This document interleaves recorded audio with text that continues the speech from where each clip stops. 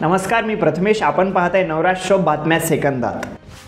रायगड जिल्ह्यात आज शासन आपल्या दारी कार्यक्रम होणार आहे. डॉक्टर बाबासाहेब आंबेडकर तंत्रज्ञान विद्यापीठ लोणेरे येथे हा कार्यक्रम संपन्न होणार असून यावेळी मुख्यमंत्री एकनाथ शिंदे उपस्थित राहणार आहेत.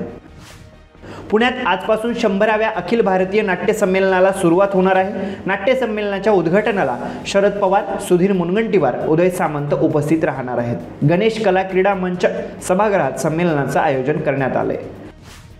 सोलापूर आणि बार्शी कृषी उत्पन्न बाजार समितीला पुन्हा एकदा मुदतवाढ मिळाली आहे. पुढील 6 महिन्यांसाठी कृषी उत्पन्न बाजार समितीला मुदतवाढ देण्याबाबतचा आदेश शासनाने जारी केला आहे.